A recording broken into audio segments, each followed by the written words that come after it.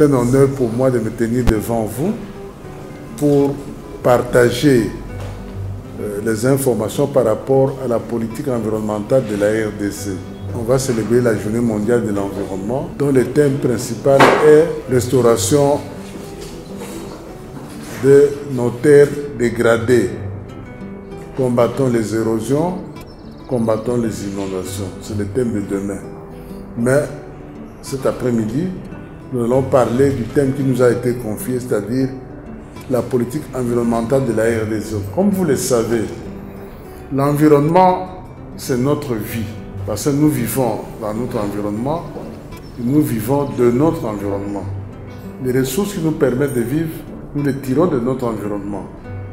Donc il faut des politiques pour que ces actions-là soient optimales. Et les politiques par rapport à la RDC sont à 3 niveaux. Il y a le niveau international, parce que l'environnement, bien que les actions se fassent localement, mais la vision est globale. Parce que les actes que vous posez ici peuvent avoir des conséquences ailleurs. Et le cas le plus palpant, c'est le changement climatique. La RDC n'est pas un pays industrialisé qui émet des gaz à effet de serre. Quand bien même on émettrait à travers les transports, nous avons un couvert végétal important qui absorbe ces émissions. Donc, nous ne sommes pas un problème par rapport au changement climatique.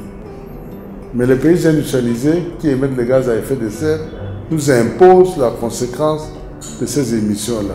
Ce qui fait qu'en environnement, il faut toujours agir localement, mais en pensant globalement. Là, c'était une parenthèse. J'ai dit que pour la politique, à 3 niveaux, il y a au niveau international, nous ratifions les conventions, les protocoles, les traités, les accords. Ça, c'est les instruments législatifs au niveau international. Au niveau national, nous avons des lois. Déjà, la loi des lois, c'est-à-dire la Constitution.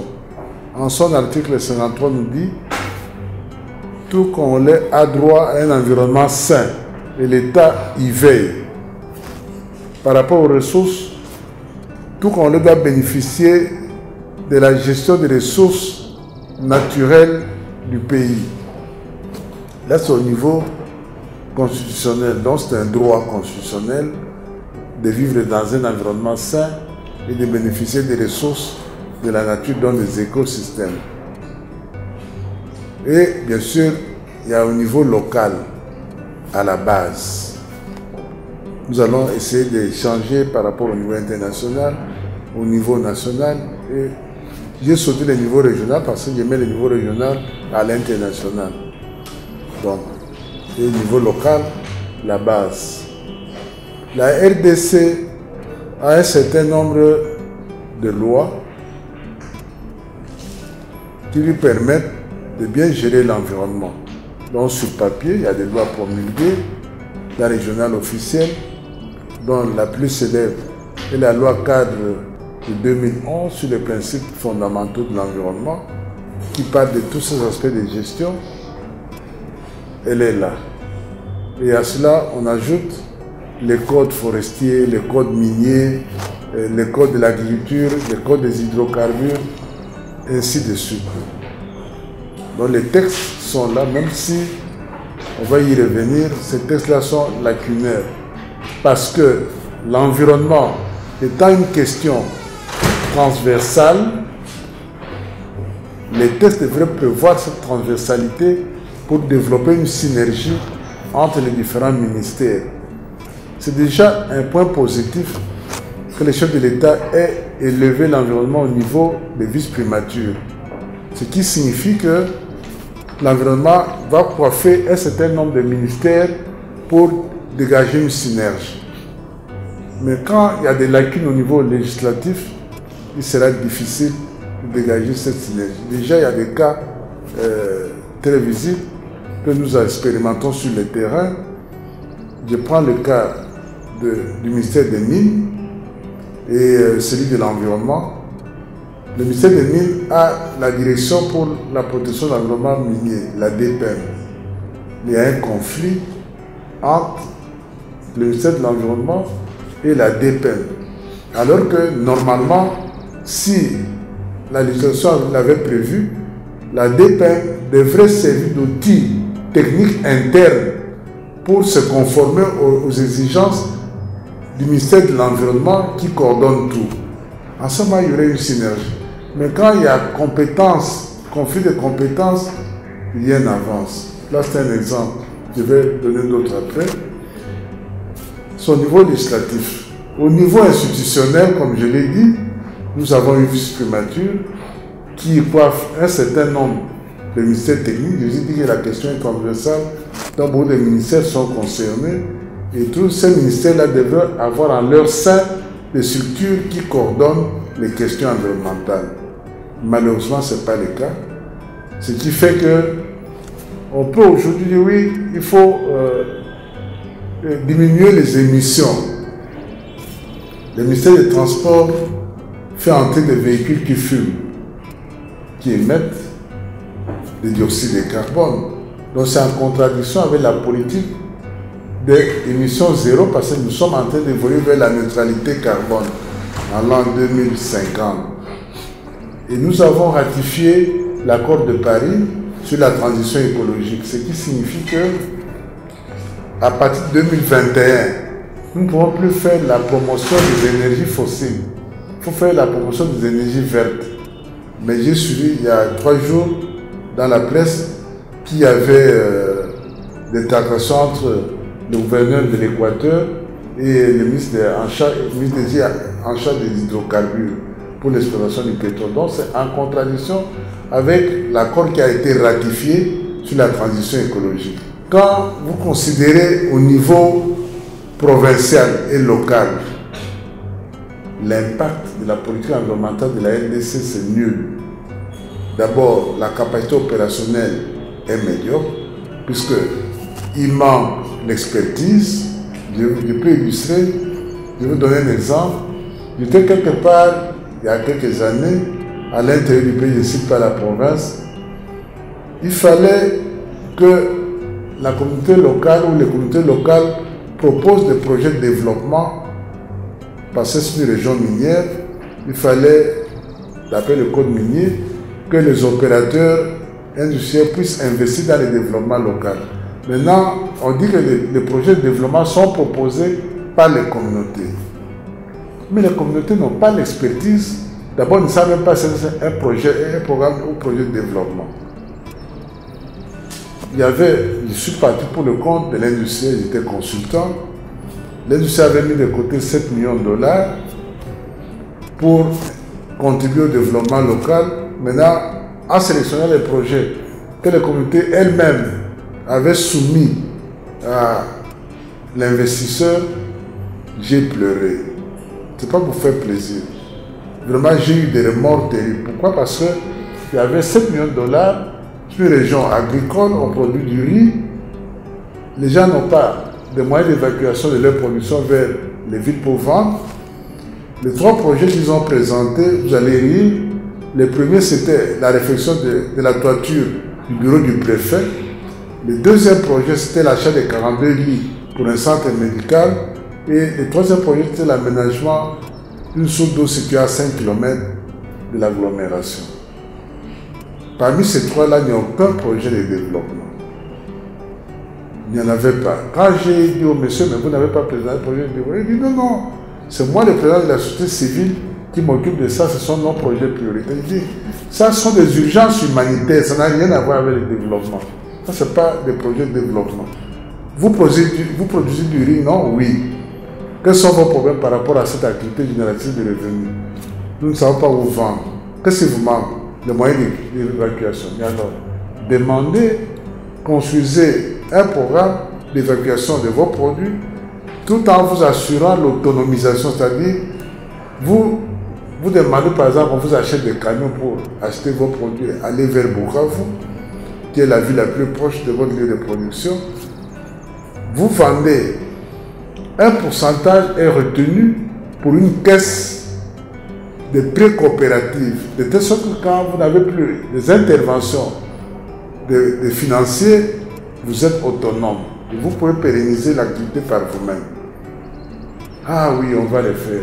Je ne sais pas s'ils l'ont fait parce que je ne suis plus rentré là-bas.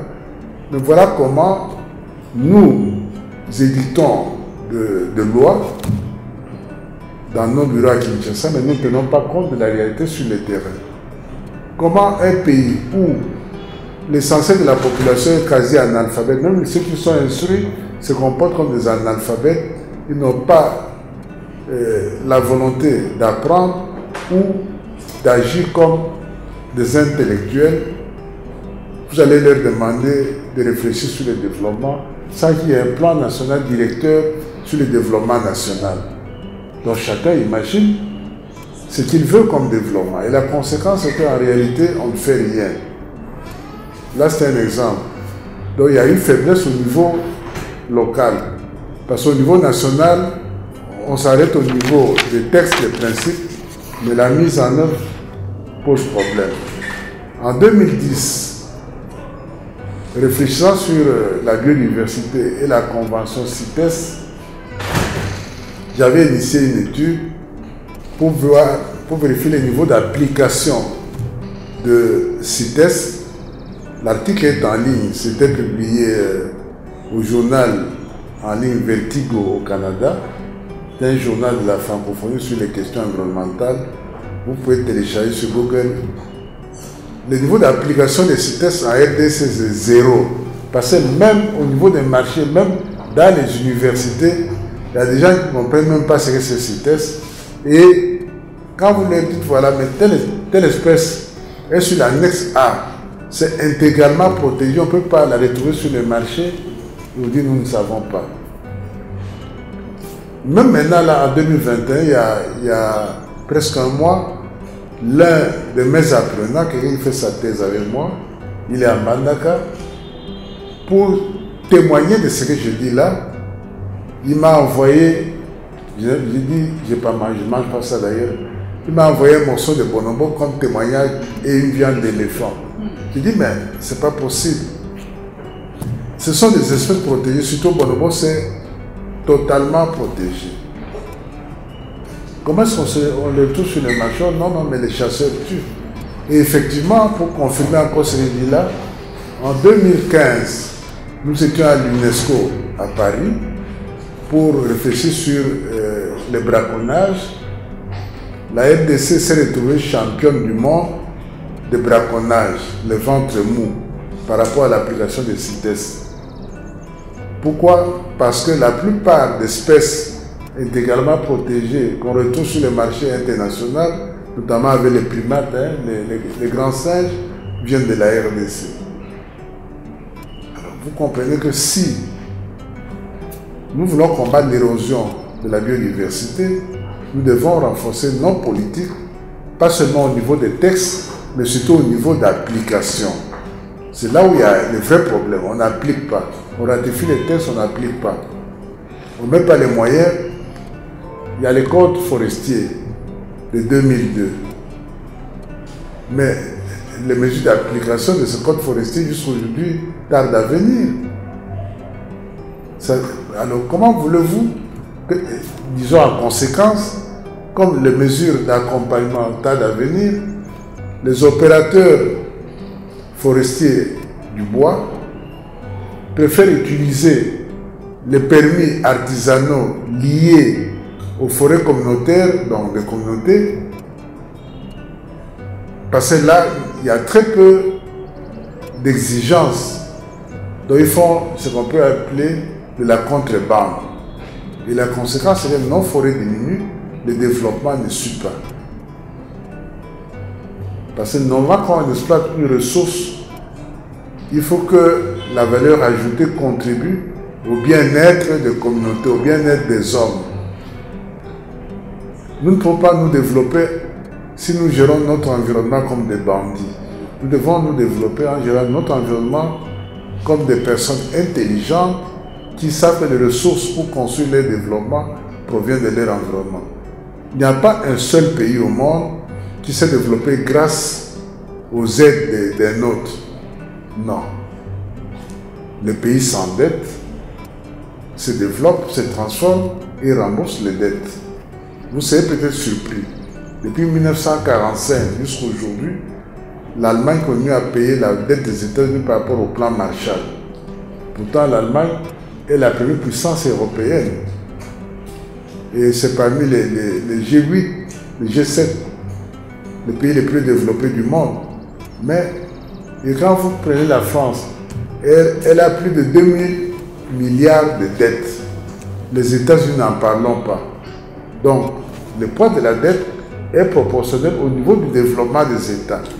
Mais quand il faut faire passer ces messages-là, là je déborde un peu, mais ce sont des questions liées. Quand il faut parler de ces questions de dette par rapport à l'Afrique, on amplifie. Alors l'Afrique tout entière, c'est 800 milliards, mais ça apparaît comme si c'était une mer à boire, pendant qu'il y a des pays seuls qui ont des milliers de dettes. Des pays pauvres, bon, excusez-moi, mais c'est la réalité, comme le Portugal, c'est plusieurs centaines de milliards de dettes, la Grèce, mais chez nous, on panique. La RDC n'a même pas 10 milliards de dettes, mais nous paniquons. Mais un pays comme celui-ci va se développer comment si on n'a pas le courage de s'endetter pour transformer notre environnement? C'est pas possible. Bon, donc, bref, pour revenir au thème que vous m'avez proposé, la gestion de nos écosystèmes pour qu'elles s'intègrent dans les politiques du développement doit impérativement passer par des transformations. Il faut maintenant là revoir tous ces textes-là pour créer une synergie entre les différents ministères. Parce que quand vous êtes à plusieurs acteurs sur les mêmes domaines, si chacun regarde dans sa direction, travaille seul dans vase clos, pas de synergie, il n'y a pas de développement. Sinon, on fait du surplace ou on recule. Mais si chacun travaille, apporte du sien, c'est comme on construit une maison, chaque brique qui vient ajoute une valeur et ainsi de suite, on va se développer. La restructuration des différents ministères, en commençant par le ministère de l'Environnement, est primordiale au stade actuel. Et je pense que c'est anormal qu'un pays comme la RDC n'ait pas un office national des eaux et forêts. C'est un exemple que je donne. Nous avons la plus grande réserve, l'une des plus grandes réserves d'eau douce tropicale. Nous avons la deuxième forêt mondiale tropicale, mais il n'y a pas une politique agressive pour donner à ces ressources-là la vraie valeur pour créer la richesse réelle. On peut avoir des gens, on peut se targuer d'être riche en ceci, riche en cela. Tant que ce n'est pas transformé en richesse réelle, vous demeurerez dans la pauvreté. Donc, quand on dit que la RDC est un pays pauvre et très endetté, pays pauvre, je suis d'accord entre guillemets, très endetté, je ne suis pas d'accord. Parce qu'en réalité, nous ne sommes pas très endettés, mais nous sommes pauvres parce que nous le voulons. Il faut des politiques agressives. Et je crois que c'est la volonté du chef de l'État actuellement qui veut que des jeunes puissent utiliser leur intelligence pour créer les richesses, devenir des millionnaires comme ailleurs. Il n'y a pas longtemps, j'ai reçu, dans le cadre de mon service, un jeune entrepreneur sud-africain, quarantaine, multimillionnaire, qui a investi dans l'énergie verte. Et ça fait, c'est beau. Pourquoi? Parce qu'en Afrique du Sud, il y a une banque qui encourage les initiatives des jeunes. Comme dans tous les pays d'ailleurs développés, en Chine, aux États-Unis, quand vous avez un rêve que vous appelez projet, vous allez dans cette banque-là. Quand le projet est bancable, on vous donne les crédits. D'ailleurs, les concepts plutôt bancables, c'est lié à cela. Quand c'est un projet porteur, on vous donne les crédits que vous allez rembourser après l'exécution du projet. Voilà comment provient le projet. Quand j'ai dit il faut qu'on restructure nos institutions, c'est pour nous mettre au niveau qui permet un fonctionnement optimal pour canaliser toutes les énergies et gérer correctement nos écosystèmes, nos ressources, notre environnement pour un développement national véritable. Sinon, nous resterons dans les vœux pieux, dans des discours et sans lendemain. Et ce n'est pas l'avenir du pays. L'avenir, c'est dans l'action. Il faut travailler, il faut transformer. Je termine en disant, le laboureur nous a appris, nous ses enfants, qu'il faut toujours fouiller, chercher, bêcher pour découvrir les secrets cachés sous la terre. Et c'est cela, il faut travailler pour transformer l'environnement, il faut travailler pour créer les richesses. Je vous attends pour les questions parce qu'on va échanger. Si je dois m'étendre sur chacun des aspects que j'ai développés, on va dormir ici.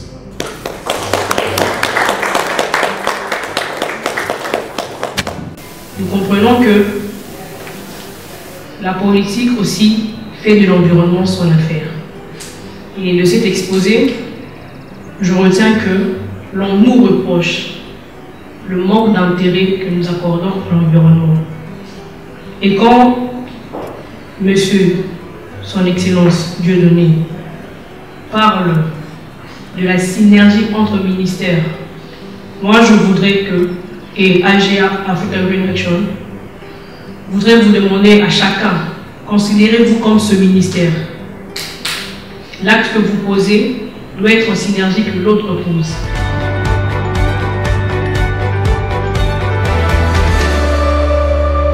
Le Conseil principal du chef de l'État peut associer cette contribution à ce qui vient d'être dit pour nous aider à instaurer une police qui puisse faire le suivi de la population de telle sorte qu'on ne chicote pas, mais qu'on sanctionne pour que les gens deviennent suffisamment responsables. Merci.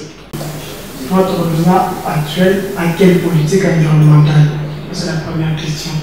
La deuxième, après avoir entendu notre sœur et notre frère qui sont juste à gauche et à droite de vous, avez-vous vraiment un conseil à donner au chef de l'État ou quelle décision que vous prenez après d'avoir entendu tout ce qu'ils ont dit?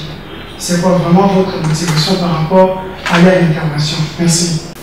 J'ai entendu parler que la RDC a peur pour s'endetter afin de se développer. Maintenant, ma question est de savoir, avec tout le potentiel que nous avons, toutes les ressources naturelles que nous avons, il n'y a pas moyen que nous produisons cela et développer notre pays. Est-ce que sommes-nous vraiment censés les endetter pour s'en développer? Moi, c'est Dieu Philippe, je viens de précisément au bord de la rivière.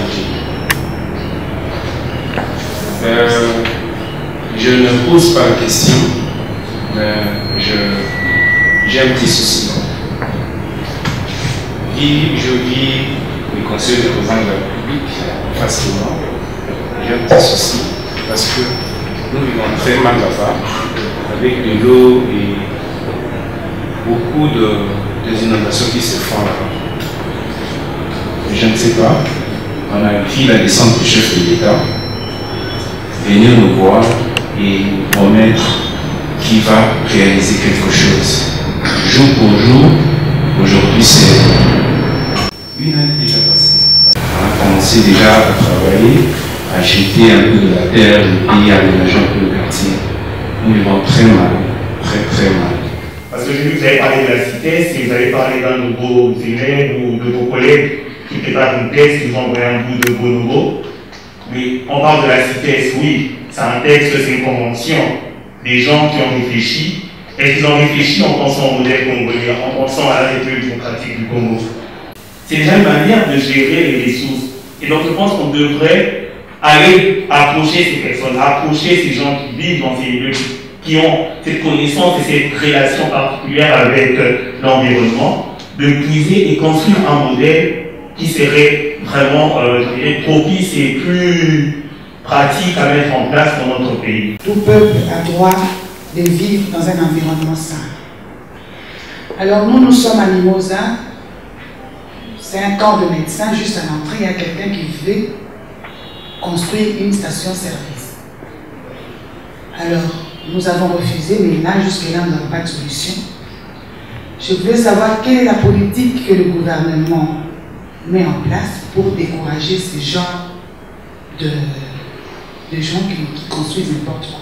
Parce que nous avons, la Constitution nous donne ces droits-là. C'est aujourd'hui que je suis que j'ai le droit de vivre dans un environnement sain.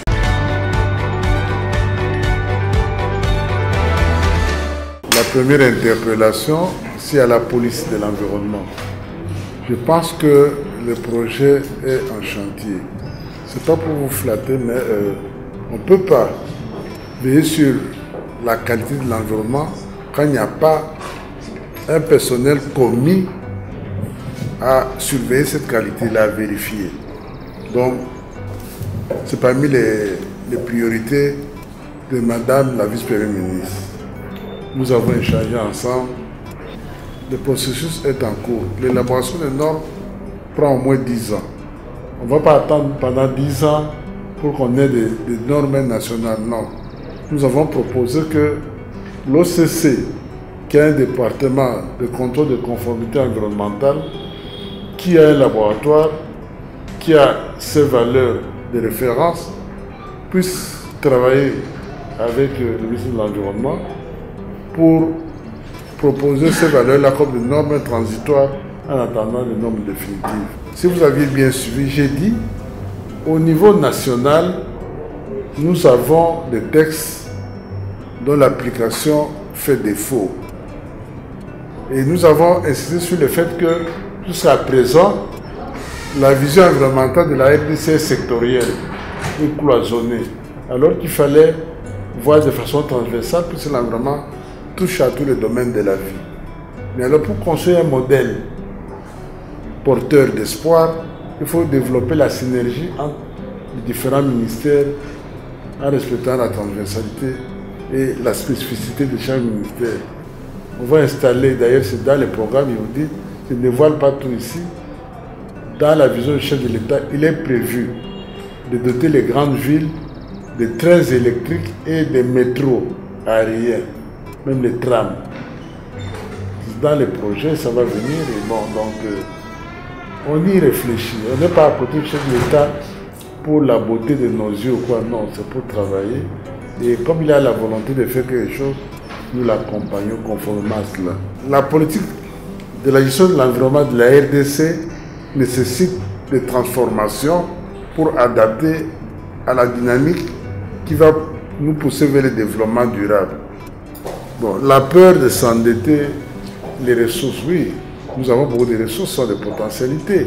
Il faut les transformer en richesse réelle. Et pour cela, il faut des capitaux.